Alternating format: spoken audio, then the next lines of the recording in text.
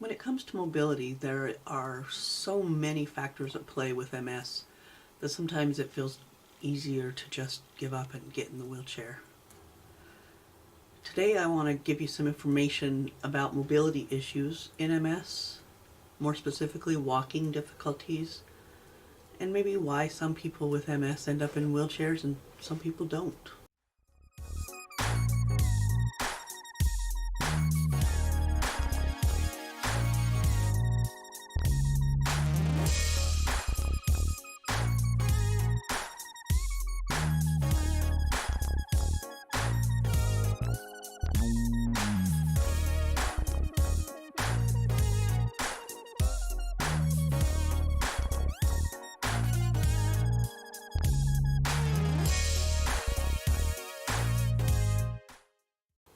Hi there, welcome back to MS 24/7 365. It's great to see you again.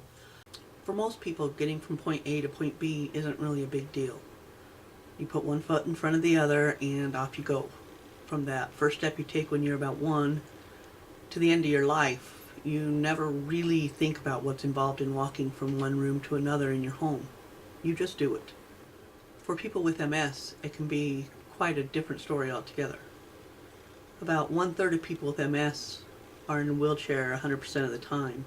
It's far more common for the MS patient to remain on their own legs and feet. That isn't to say it's easy for us to get around, not by a long shot. All it really means is that for the most part we can stand on our own, but there's a good chance we're still going to need some sort of assistive device to get around. Let's take a look at what they say about mobility at nationalmssociety.org. Difficulty in walking, also known as problems with gait, is among the most common mobility limitations in MS. Walking difficulties are related to several factors. Spasticity, muscle tightness or spasticity, can interfere with gait. Stretching exercises and anti-spasticity medications, such as baclofen or tizanidine, are generally effective in treating this symptom. Balance. Balance problems typically result in a swaying and drunken type of gait known as ataxia. People with severe ataxia generally benefit from use of an assistive device.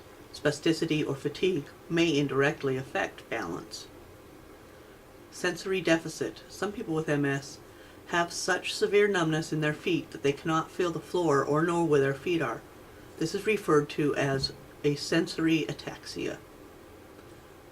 Fatigue. Many people will experience increased gait problems when fatigue increases. Weakness. Muscle weakness can cause problems such as foot drop, which causes toe drag. Vaulting, a compensatory technique that involves raising the heel of the stronger leg to make it easier to swing the weaker leg through. Hip hike, trunk lean, or circumduction, swinging leg out to the side. Weakness in both legs is known as paraparesis. Weakness in only one leg is called monoparesis. Weakness can often be compensated for with the use of appropriate exercises and assistive devices, including braces, canes, or walkers. And with all those MS issues stacked against you, it's really surprising that more MS patients aren't in wheelchairs to me.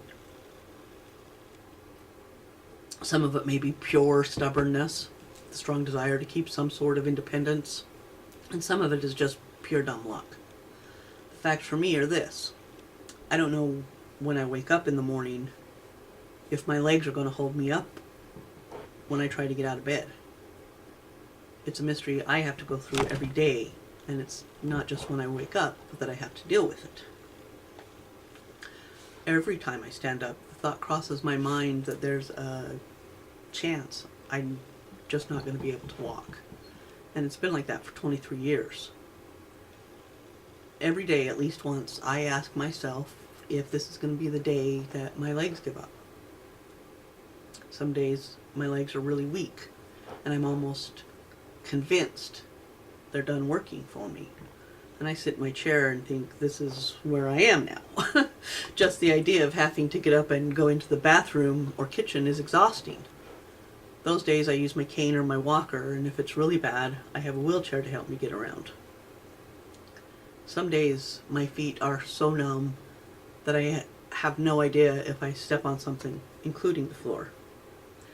MS numbness is so strange. Sometimes just my toes are numb, sometimes my whole foot, other times it can be the lower half of my leg and foot, and then again it might be my entire leg from the waist down. Oh yeah, and it can be just from the knee up. Good luck figuring that out. I still haven't. Now I want you to do me a favor. Stand up, put your feet together, hold your arms out, and close your eyes. Okay. Anything? Yeah, I can't do that. I get tippy. Now it's usually good for a giggle out of my family when the doctor has me try to do that. And I have to admit, it is kind of funny that I can't pass the field sobriety test stone sober. You know, the one they show all the time on cops. Stand on one foot, walk a straight line. Can't do that. My balance is so bad that I have to sit down to put on my pants or socks or shirt or pour a cup of coffee or everything. And walking, when it's a particularly tippy day, can be interesting. Door frames and walls in my house seem to move around. I walk into one at least once a day.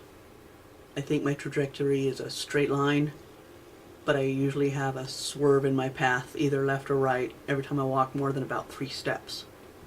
Dizziness and vertigo can also cause problems for me when I try to walk. It can be hard to walk across a room when that room is spinning. If I have a really bad dizzy day, I usually stay in bed because it's just safer. And like all other MS oddities, the dizziness isn't straightforward either. It can last 5 minutes or 5 hours or 5 days. Who knows? Not me. If you're anything like me, when you heard the word spasticity, you thought it meant spasms. It doesn't necessarily. Spasticity is a disruption in muscle movement patterns that make it so your muscles contract all at once, which means the muscles will feel like they're tightened up, or they will be tightened up and difficult to move. Sometimes I have a hard time straightening up when I have been sitting, and that usually means that when I stand up, I'm kind of hunched over when I first get up, until my muscles can relax and then I can straighten them up. Most likely, I'm not going to hurry any place I'm going. Here's how it's pretty much going to play out for me. 1, I will decide I need to go somewhere. 2, consider how far it is. 3, plan out the best path. 4, stand up. 5, check my surroundings for any obstacles. 6, test out my leg strength. 7, start walking. 8, I'll usually forget where I was going. 9, walk into a wall or a door frame. 10, realize I need to pee. 11, replan path to include a trip to the bathroom. 12, remember where I was going in the first place. 13, go pee. 14, head to original destination. 15, reach that destination. 16, forget why I was going there. 17, head back to starting position. 18, remember why I was going the other way. 19, go back. 20, do what I needed to do. 21, start the process over again to get back to my starting position. And that is just for something simple like getting a drink of water. And you might think that that's a bit exaggerated, but in reality, it's probably the shortened version of my process. And if my legs are sore or weak, I may be using a cane or a walker, and that has to play into the whole planning and execution. When I look at everything MS can affect when it comes to mobility, I think it's really incredible that only about 1/3 of MS patients are in a wheelchair. Some days I think it would be easier to just get in the chair and roll to my destinations from now on. But I keep walking, and I'll continue to do so for as long as I can. Is that stubbornness? Oh yes it is. Do I use my cane and walker as often as I should? Not by half. Am I grateful that I still have the use of my legs? You better believe it. Thanks for watching. And thanks for hanging out with me today. Hopefully you learned a little something about MS, maybe a little something about me. If you like this video, hit the like button, and if you want to keep learning about MS with me, hit the subscribe button. I try to upload at least once a week, and you want to know when I do, hit that notification bell. Remember, life doesn't stop just because you have to.